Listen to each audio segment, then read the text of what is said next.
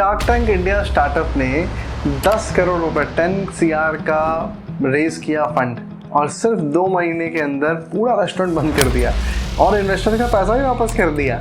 ये कोई फिल्मी कहानी नहीं है, ये अभी जुलाई 2026 में इसी महीने हुआ है और मैं आपको पूरी कहानी और उससे निकलने वाली लेसन्स बताता हूँ। हाय, मैं हूँ Adarsh Umangraj, founder of shed kitchens consulting, जहाँ हम आपके फूड बिजनेस को प्रैक्टिकली ग्रो करने की बात करते हैं। तो चलिए पूरी कहानी समझते हैं। स्टार्टअप का नाम है गांव, एक रीजनल इंडियन फूड ब्रांड जो शार्क टैंक इंडिया सीजन 4 में आया था और मल्टीपल शार्क्स से एक साथ एक डील सिक्योर करी थी 10 CR की। शो के बाद गांव में रीजनल फ्लेवर्स को नेशनल ऑडियंस तक पहुंचाया और सिर्फ 4 सालों के अंदर अपनी रेवेन्यू को करोड़ रुपए तक ले गए। कुछ महीने पहले गांव ने अपनी सबसे बड़ी फंडिंग राउंड क्लोज की, लगभग 10 CR की, एक UAE बेस्ड फैमिली ऑफिस के थ्रू 50 CR की वैल्यूएशन के ऊपर 10 CR का फंड रेज करा उन्होंने। ये उनकी कंपनी के लिए अब तक का सबसे बड़ा फंड रेज था। लाइफ टाइम में उन्होंने 50 करोड़ से ज्यादा की सेल्स की थी, 10 लाख से ज्यादा कस्टमर सर्व किए थे और उनकी लिट्टी जैसे सिग्नेचर प्रोडक्ट्स लाखों लोगों तक पहुंचे थे। सब कुछ परफेक्ट था, सब परफेक्ट लग रहा था, लेकिन सिर्फ 2 महीने के अंदर जून 2006 में फाउंडर आलोक रंजन ने एक अनाउंसमेंट की जिससे पूरा स्टार्टअप इकोसिस्टम चौंका दिया। गांव अपना पूरा रेस्टोरेंट और किचन बिजनेस बंद कर रहा था और जो नया कैपिटल उन्होंने रेज किया था उसे किचन बिजनेस में इन्वेस्ट करने के बजाय उन्होंने वो पैसा इन्वेस्टर्स को वापस कर दिया। फाउंडर ने खुद कहा कि सबसे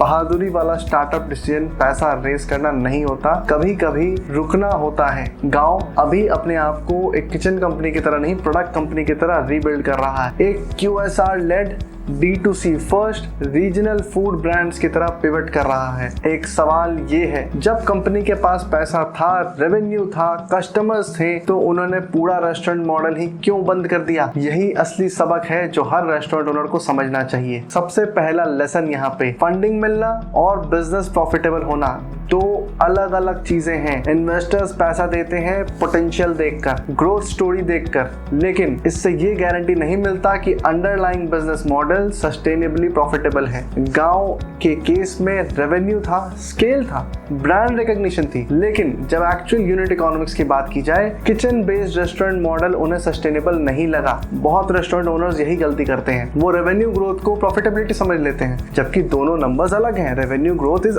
something else, profitability is something else. Revenue growth आपकी नंबर्स का, मार्जिन का क्रंच है और प्रॉफिटेबल होना आपके ऑपरेशनल एफिशिएंसी है। दूसरा लेसन, फाउंडर को अपने बिजनेस मॉडल को ऑनेस्टली चैलेंज करना चाहिए। चाहे सब कुछ सक्सेसफुल दिख रहा हो, लेकिन फाउंडर्स अगर चाहें तो वो इंट्रोस्पेक्ट कर सकते हैं क्योंकि उनको अपने बिजनेस की रियलिटी पता होती है। ज्यादातर फाउंडर्स जब उन्हें नया कैपिटल मिलता है उसे पुराने मॉडल में इन्वेस्ट करते हैं, नया आउटलेट, नया किचन और स्टाफ। गांव ने एग्जैक्ट उल्टा किया, उन्होंने नया कैपिटल डिप्लॉय करने के बजाय रुक कर सोचा क्या इस मॉडल पर हम चल रहे हैं वो एक्चुअली काम कर रहा है, और जवाब ना होने पर उन्होंने पूरी तरह रीस्ट्रक्चर करने का फैसला किया। ये इमोशनली आसान बिल्कुल नहीं है और ना ही होता है, लेकिन बिजनेस की हेल्थ के लिए जरूरी होता है। तीसरा बहुत बड़ा लेसन इस पूरे स्टोरी में, kitchen heavy restaurant model genuinely scale करना मुश्किल होता है। जैसे जैसे एक रेस्टोरेंट या क्लाउड किचन का बिजनेस ग्रो करता है, ऑपरेशनल कॉम्प्लेक्सिटी भी बढ़ जाती है। मल्टीपल लोकेशन, कंसिस्टेंसी मेंटेन करना, स्टाफ मैनेज करना, राइजिंग रेंट और इंग्रेडिएंट कॉस्ट। इसी वजह से हम देखते हैं कि बहुत सारे सक्सेसफुल ब्रांड्स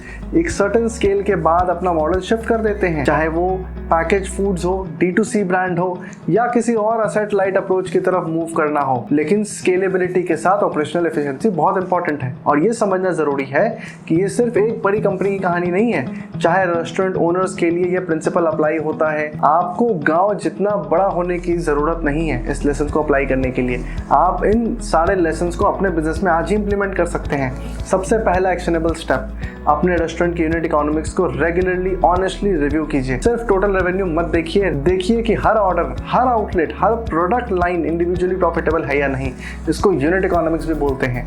अगर कोई हिस्सा कंसिस्टेंटली लॉस में है, सिर्फ इसलिए चलने मत दीजिए क्योंकि ओवरऑल रेवेन्यू अच्छा लग रहा है या उसकी रेवेन्यू कंट्रीब्यूशन अच्छी है। दूसरा बड़ा स्टेप, अगर आपको फंडिंग, लोन या कोई नया कैपिटल मिलता है, उसे तुरंत एक्सपेंशन में डालने से पहले रुक कर पूछिए क्या करंट मॉडल एक्चुअली रेप्लिकेट करने लायक है, क्या ये स्केलेबल है। अगर आपका एग्जिस्टिंग आउटलेट ही स्ट्रगल कर रहा है प्रॉफिटेबिलिटी के साथ, तो नया आउटलेट खोल देना प्रॉब्लम को डबल कर देगा, सॉल्व बिल्कुल नहीं करेगा। तीसरा बड़ा स्टेप आपके लिए, अपने बिजनेस मॉडल को पीरियोडिकली रिकंसिडर करने के लिए खुला रखिए। ये जरूरी नहीं है आप पूरा रेस्टोरेंट बंद कर दें जैसे गांव ने किया, लेकिन छोटे पिवट्स भी काम कर सकते हैं। जैसे अगर डाइनिंग प्रॉफिटेबल नहीं है लेकिन पैकेज फूड्स या D2C चैनल प्रॉफिटेबल है, तो अपना फोकस धीरे धीरे शिफ्ट करना एक स्मार्ट मूव हो सकता है, ना कि स्टबन रह करके पुअर डिसीजन मेकिंग की वजह से पूरा बिजनेस को ही रिस्क में डाल दें आप।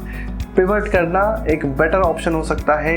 एक वो कहावत है ना, बोलते हैं whatever floats your boat, whatever sails your boat.